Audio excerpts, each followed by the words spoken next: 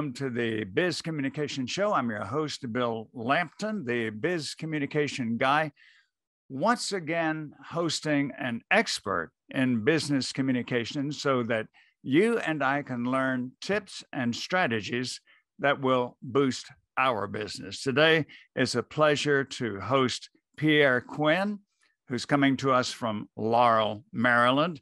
I became acquainted with Pierre when I heard him interviewed on Joseph Michelle's weekly show. And I was very much impressed with his creativity, his vitality, and his solid advice. A little background: as a speaker, Pierre has keynoted on stages with over 2,000 attendees. As a corporate trainer, he has worked to develop leaders across disciplines and industries. As an author, he has written 2 books that focus on empowering aspiring and emerging leaders. And now let me use his own words. Pierre enables emerging leaders to identify their strengths and increase effectiveness within their circles of influence so that they can lead with courage and confidence. And as I bring him on, I'm going to mention 3 words that I like so much on his LinkedIn page: live, learn, and lead. Hello, Pierre Quinn. Glad to have you with us today on the Biz Communication Show. Bill, it's a pleasure to be back with you one more time. Thank you, sir. My pleasure as well. You work with so many leaders, and they're across different industries and at different levels. And I'm curious, and I think our viewers and listeners will be curious, what would you identify as the number one, the major communication problem that you find that most leaders have? And not only what is that problem, but how do you help them solve that problem? Wow, that's tough, right, Bill? The number one, because there's so many. So many. I have one though that rises to the top. Typically, when I'm talking to leaders, especially emerging talent or individuals sitting in a seat of responsibility for the first time, and one of the things that's common is leaders not being able to communicate what they need. And here's what I mean by that. There is a tremendous amount of just this lack of self-awareness. So commonly what happens in organizations, right, Bill, we take someone who's technically proficient. So they were a great designer, they were great with data analytics, or they were great with sales. And we say after they reach certain milestones, hey, we're going to put you in charge of people because you could do this one thing well. We're going to elevate you to a leadership function. And that's similar, of course, to many instances where someone has been excellent in sales. And so you say, okay, then you can manage our sales team, but go on from there. And it's tough because when we transition people to these roles, then as they start to function, leaders will ask, okay, so what do you need? What's not working? How do we make this happen in a much more effective way? And because the leader has not gone through a process of self-awareness, many times they're not even quite sure why they were good at that technical proficiency. And then they don't have an understanding on how to leverage and elevate their people because they don't know what they're looking for inside of themselves. So one of the things that I tell like directors of talent development or HR directors is that you have to put your emerging leaders, those who are rising in the organization, you have to position them to be better self-aware. The more self-aware I am, the better I can point out what my challenges are, and then where you as my leader can help me to fill in those gaps. In other words, they need something of an apprenticeship, don't they? You know, it's amazing how we've lost that over the years, right? Because when you think about apprenticeship, especially several years ago, much of apprenticeship is on modeling, that modeling behavior, modeling action, following patterns and templates.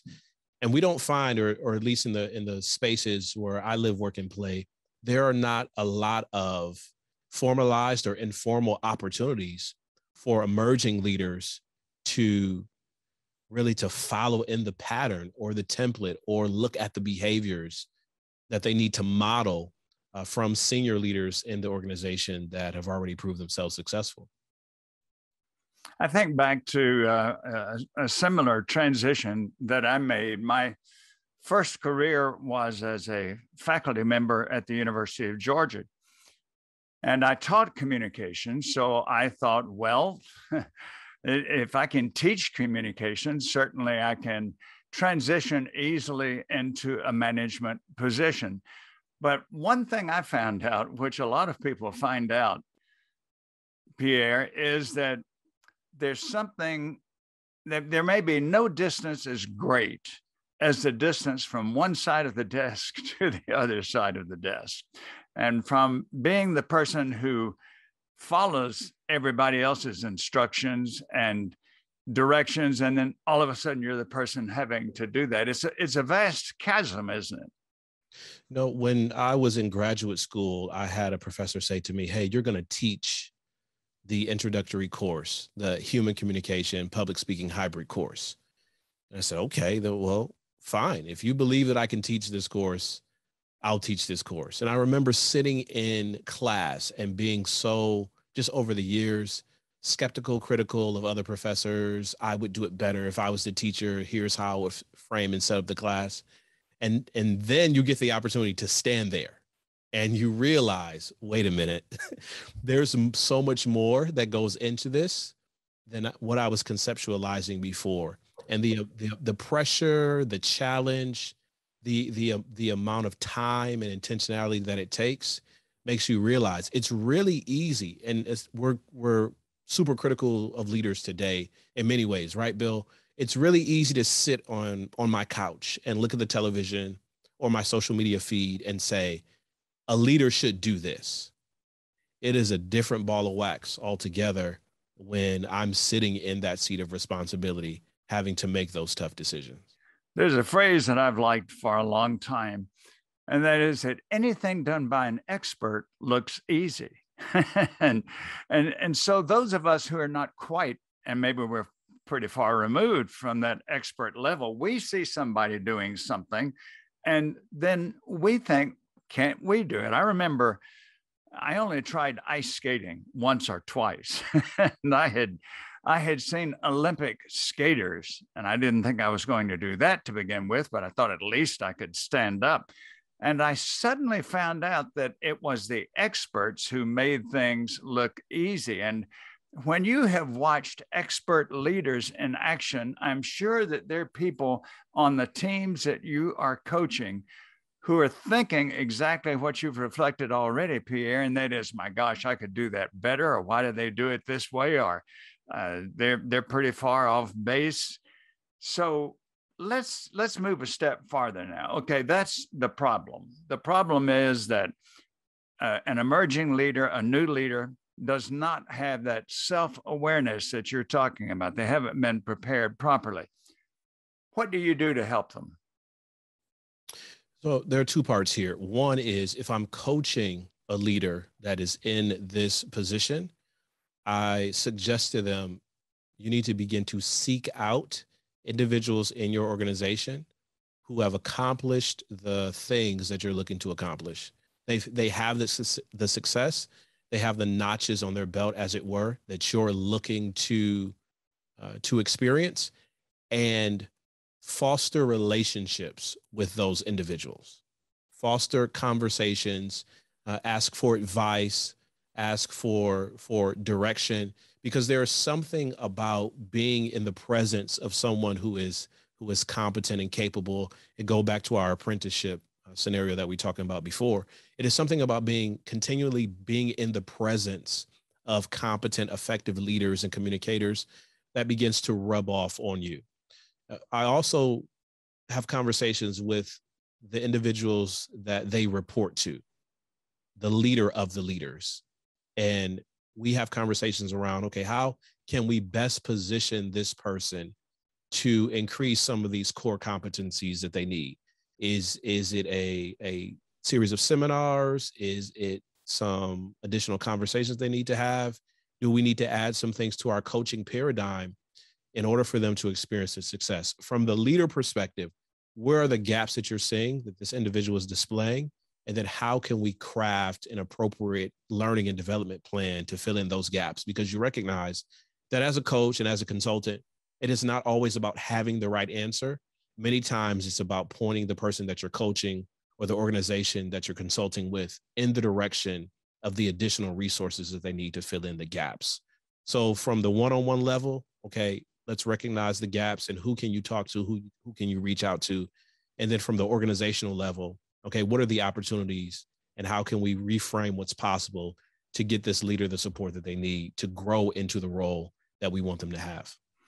And so you coach the leader to learn from others, and anyone who goes in as a leader and thinks that they know it and they don't need anybody else's advice, they won't last very long because they won't be effective. I noticed, Pierre, that one of the books you wrote has this title, Leading While Scared: How to Find Courage to Keep Going.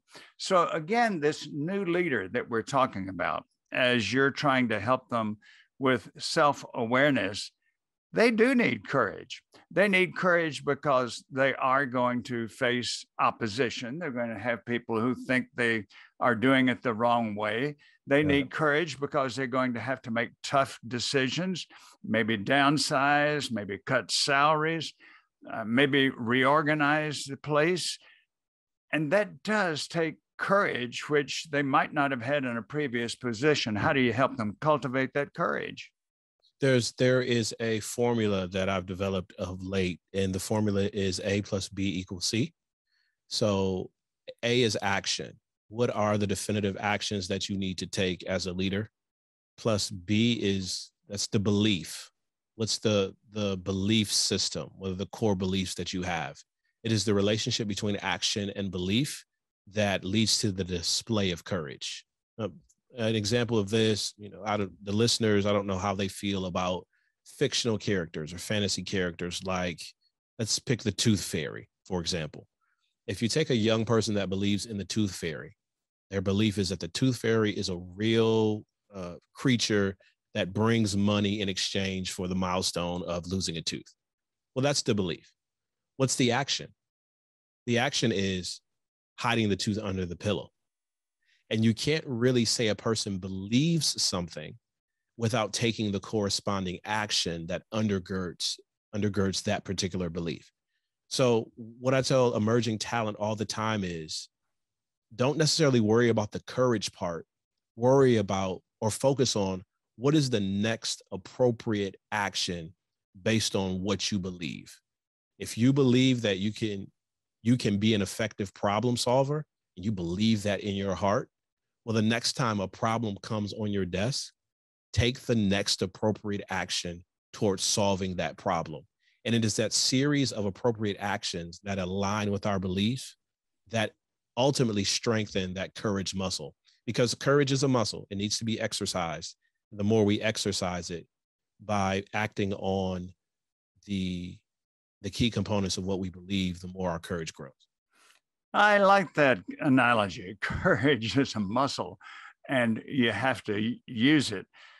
This is probably one of the more valuable lessons and understandings that you bring to leaders, in my judgment, because a person can have great skills. They can have a wonderful resume. They've got a terrific track record. But if they don't move from having the courage to putting it into action, it just goes to waste.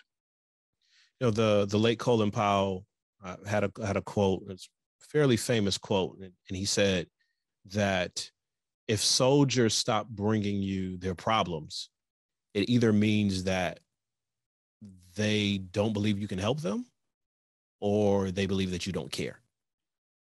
That's pretty marvelous. Yeah. Yes, that's marvelous. Colin Powell had Many wise words to leave us, and a marvelous career as well. And it was grand to see the tributes to him upon his recent departure from this earth. It was grand to see that.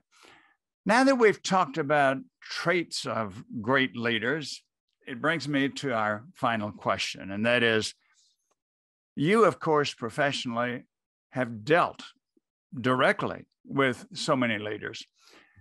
Who would be one or two that you might select? It could even be one as a superb role model for the rest of us to look at and to emulate. Who would be an ideal leader that you would recommend, and why? So one is Colin Powell, and that was the reason why I brought up that particular quote, because we saw not just as an individual in the military, but also working, as a government official across different cultures and landscapes of people, and being known as that bulwark, being known as that credible, competent, ethical leader, regardless of where you sat politically. He was known for that. Another leader that comes to mind is actually out of an organization that I worked with for several years, and the organization is Wintrust Commercial Finance out of Dallas, and the president of Wintrust, his name is Kirk Phillips. And when I met Kirk, when we started having serious and deep conversations, it was during the time where his organization was going through a severe transition in personnel. And we had conversations around how do we guide this team amid this severe transition in personnel. A very challenging time. Very difficult time. And as the years continue, now we started to bring in COVID and the challenges of those things. And person after person that I talked to said that he is such an authentic, steady leader. He's such an authentic, steady leader. And the individual said they really enjoy working for him. Now, this is the commentary for people that work with him. When you look at what this organization continues to do, and I continue to track them on LinkedIn, every month you're seeing the industry-leading success that has been documented, that his organization continues to present. And a great part of that is a result of his steady, consistent, ethical, supportive leadership. So we have this popular example of a Colin Powell, and then we have a not well-known leader, but in his industry, he's completely well-known, and both of these individuals have set examples of what it means to be great leaders. One word you used is one that I'm hearing more and more, and that is authentic. It's not a worn out word. It's one we need. It's one we need to aspire to. And I'm so glad that you used that word. Great to have you with us today. And I know that this just begins to scratch the surface of all that you do to help emerging and aspiring leaders. There are those who are viewing us on YouTube, listening possibly on podcast, who I know will want to contact you. So Pierre, please give us your contact information. Yeah, the second best place to connect with me, Bill, is actually on LinkedIn, linkedin.com/n/Pierre Quinn. That's the second best place. It's the social media platform in which I am the most active, and that's the LinkedIn platform. The best place to contact me, to get in touch, is actually on my website, Pierre C. Quinn. That's Pierre C, the letter C, Quinn.com. Thank you. I know many people will want to get in touch with you. And now that you've given your contact information, I'm glad to give mine, Bill Lampton, the biz communication guy. So logically, my website is B-I-Z, bizcommunicationguy.com. I invite you to go there, check my services for corporations and leaders, and give me a call so we can discuss your communication problems and challenges and how I can assist you with them. Many thanks again to Pierre Quinn for being our guest today. Invite you to be with us again next week for another stimulating and informative conversation about business communication on the Biz Communication Show. I'm your host, Bill Lampton.